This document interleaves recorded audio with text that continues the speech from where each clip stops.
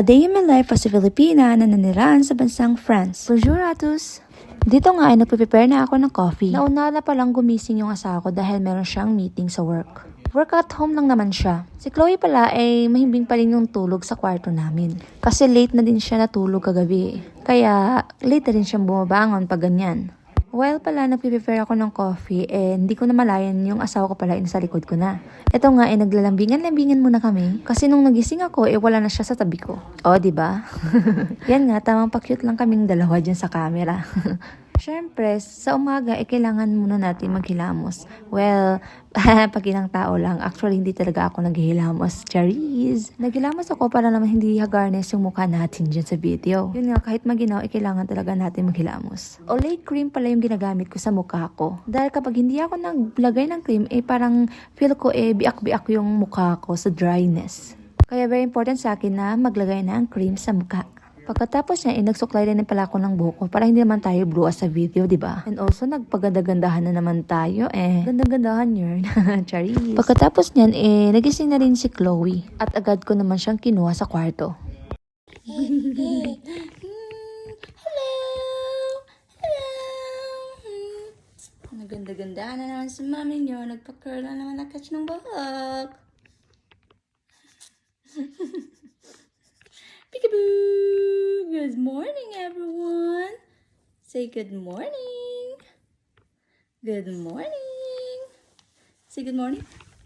Ito nga ay pinakain ko na din si Chloe. Hindi nga ako nakapagluto kasi ininit ko yung pagkain niya na binili namin sa Carrefour. At yun nga, naubusin niya yung food niya. Pagkatapos niyan, nag-prepare na din ako ng lunch namin. At ito nga, si Chloe, gutom na naman ulit. Ito, napakain na naman ng rice. Kaya nga, salo-salo na kami dalawa dito sa aking pinggan. Nakalimutan ko nga ay mga ilang araw na tong mga sinampay ko sa labas. Ito pala ay mga damit ni Chloe. Kahit naman ginaw, kailangan ko talagang kunin tong mga sinampay ko sa labas. Baka kasi tatangayin na to ng hangin Matagal din kasi ito matuyo dahil maginaw dito sa France ngayon. Kaya natatagalan talaga.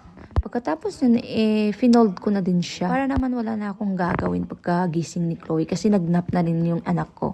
Anyways, may French class din ako. Kaya yun, kailangan ko namang madali. At ito nga, nasa subway station na ako. Hindi nga ako nagbike dahil umuulan sa labas. Kaya subway na lang muna tayo. Mabuti nga lang hindi ako na-late dahil maraming tao talaga sa subway station kasi rush hour na din yan. Kaya nagtakbo-takbo na lang talaga ako. Good kasi nakasakay din ako kasi very crowded talaga. So, nandito na pala ako sa Canal du Midi. Diyan kasi yung French class ko kasi 4 stops siya. Galing sa France Verde, going to Canal du Midi. So, ito nga 5:48 na siguro to. Kaya nagmamadali na ako kasi yung class ko is 6 p.m.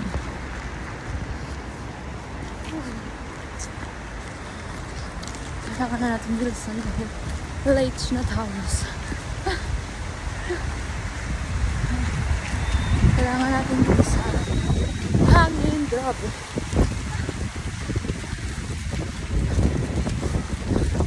Madilim na siya. Halip na ng hangin.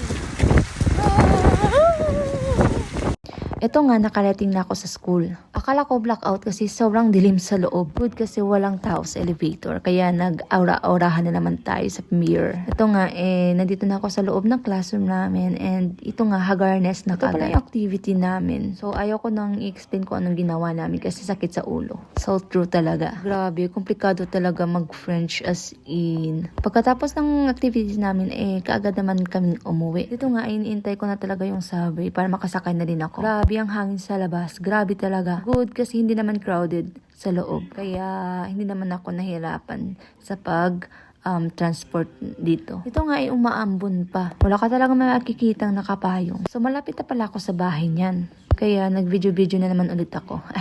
Medyo nahihiya pa nga akong mag-video dito Ito nga yung payong ko nasira dahil sa hangin. Kaloka.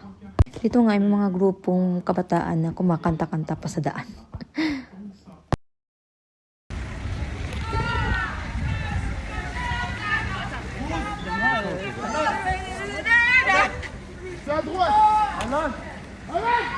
That's all for today's video, guys. Bye-bye.